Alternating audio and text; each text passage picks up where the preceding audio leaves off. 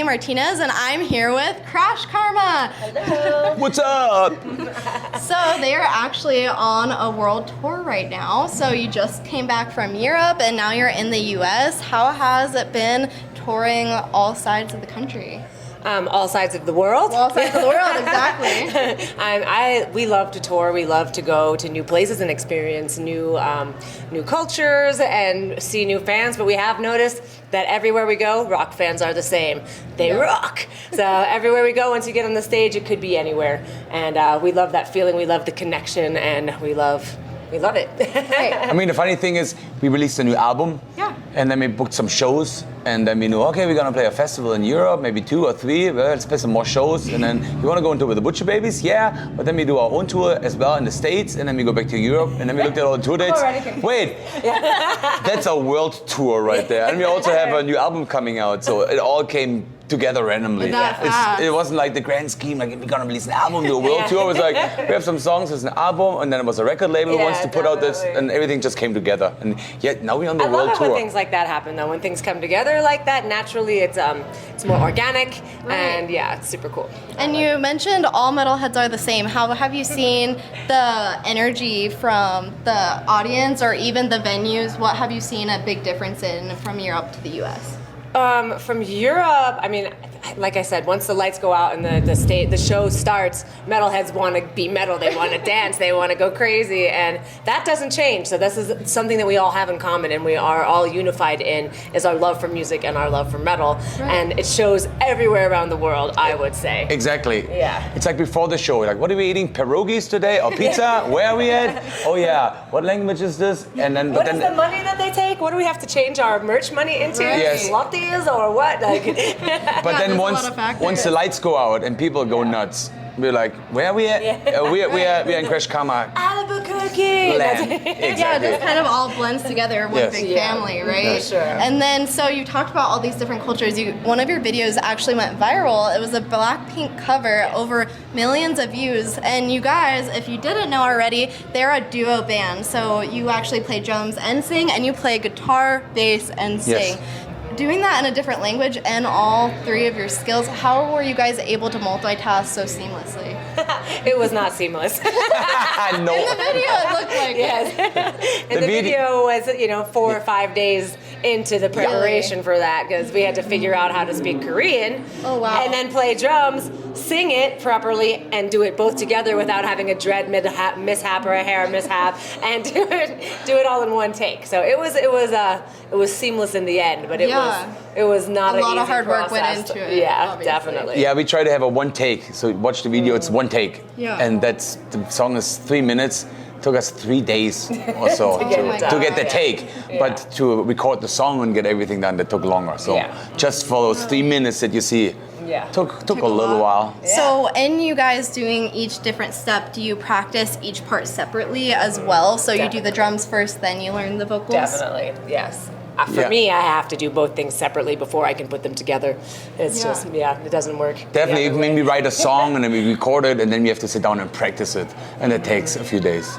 But after a few days, it works. But yeah, like I said, 3 days it took, and then we were That's impressive. Only 3 days. I don't think most people could get something, a whole 5-piece band. I don't know if they'd be able to accomplish that in 3 days. Yeah, but that's 5 people you got to coordinate. Exactly. It does work in our favor to just be 2, is to be focused and we get something done, and it's just us. Right. And that's definitely, it has its perks. Yeah. That was always a good thing I felt, since we shrank to a 2-piece. We were more people before. But when it's more people, you always have to focus on the weakest link. And it's always the new guy who comes to the band. And at one point, we're like, let's just stay a duo. And once we're a duo, then we could just work on each, like, I work on my weak parts, Nikki works on the weak parts. And that's how we got growing and getting better. That's how we got better quicker. That's understandable. And with this new album, there's actually a song you mentioned on social media in a little video. You said 15 minutes of fame actually equals 15 minutes of pain. Yeah. Can you tell me a little bit more about why that is? Is it because of the viral sensation is so hard to chase? It's more just like these days now, everybody is always on social media, so everyone is in front of a camera all the time. You always feel like you're a star, or you're the star of your own show, kind of. Yeah. And just to have the peace is what's more missing. Whereas before, everyone was chasing that, oh, I need my 15 minutes of stardom. Everyone is kind of trying to get we were trying to play on maybe stepping away from that for a second, and because it becomes stressful. It can be, people have so many misconceptions about who they are, what this guy or that guy is doing, and what an amazing life this person leads, or how successful this one is, and it's really all just kind of made up in a sort of way, you know, for a digital presence, and you never really know what's real. Right. You know. Exactly. You want to use the platform, in our case, of course, you know, to promote the band, but at one point you just become the slave of the media platform who just wants content creators to have more people use their platform. So I feel like I'm someone else's bitch, but I need that platform. So it's a give and a take. It's a give and a take. It's a double-edged sword, right? Because it's helping you, but at the same time you're a slave to it. Yeah. It's understandable. Yeah, and you just have to always keep going, and you're always chasing that next what's going to pop. What do people want to see? What do I want to create? You know, and what can we get excited about doing? And we really try to do things that we can stand behind and stand with. So we try not to just, you know, if we're putting something out, we believe in what we're doing, and even if it's just us talking about something, we're going to talk about something that is meaningful to us, and you know, that we can stand behind. Exactly, trying to get that connection with your fans through the screen, because that is one of the hardest parts as well. But Right there. right there. And you. You over there. And those sponge braids. How has, even though it is the double-edged sword, how have you seen social media help you guys and progress your band promoting it? Since you are touring around the world, I know being in person helps, but how have you seen digitally it help? I mean, we've seen it when we go to a new country and people come and know the band. And sing along to the songs, and we've never been there before, in full packed clubs. You know, so it's really amazing. Yeah, that's definitely something to know, especially being in so many different places, but also one place at one time. It's just so crazy. And it's our new reality, right? Exactly. And so with all of that said, you've been doing this for years, you have perfected your craft. What does KrashKarma mean to you both?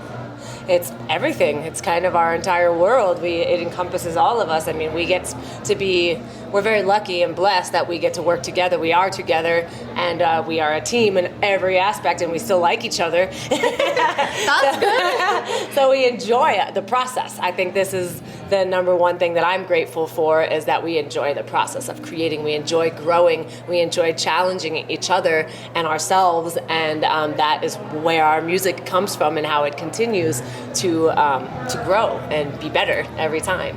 It's amazing. And I love it.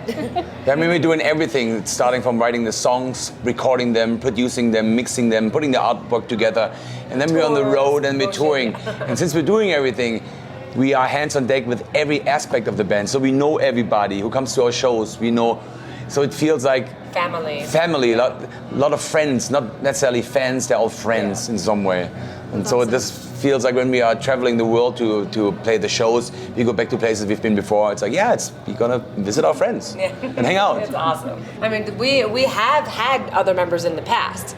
We started off as a 4-piece back in the day, and when we shrunk down to a 2-piece, the good thing about being a 2-piece is we could add anyone at any time. Last night we had a guy come on and play guitar with us for the last song. Wow. So we love doing stuff like that, and we're open to doing things like that, but we are the core. Yes. That will remain. Yeah, but of course, let's add an orchestra. Let's add a dance troupe. I'm down. Bring it on. And that's actually good thing you brought that up. I actually wanted to ask you, where did you get the idea for Miss Frankenstein? We were 4 people before, then we were 3 people, and we always had a bass player. But right before an important tour, our bass player got sick and he couldn't come on tour with us. So I needed to come up with something. And since I'm playing most of the bass on the albums, I knew that most of the stuff is played on one string. And for sound purposes, and that's just the way I write my riffs. And so I just thought to myself, if I could just have another set of pickups and wires, I could make this happen. And so I had the idea when the tour started, and I started sawing pickups in half and experimenting around with different amplifiers. Different pedals, different pickups. My dad is also a crazy electrician wizard.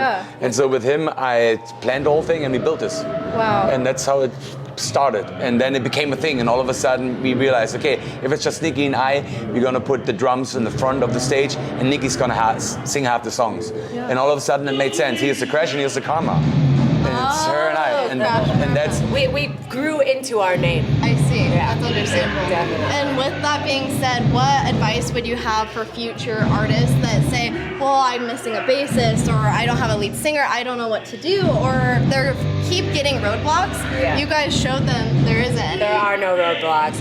I mean, yeah, go ahead. I think limitations make you creative. Yeah. And the creativity sets you apart from the rest of all the bands. And that you can use this to your advantage. Totally. Yeah. Especially in writing too. You know, if you're forced, he became a singer at the very beginning because the singer wasn't there anymore.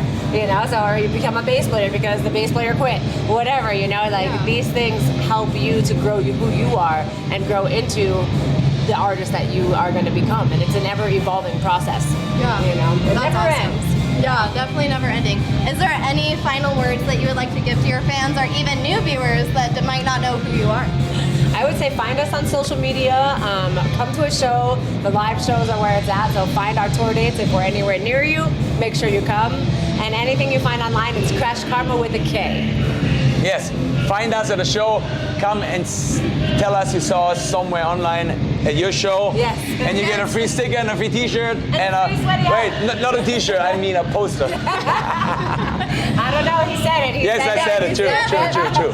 I stand by my word. Alrighty, well thank you guys so much for this interview. I'm so excited to see you guys play. Make sure to check out KrashKarma and their new album. This has been Kalie Martinez with MMPR Magazine and High Speed Media. Ciao.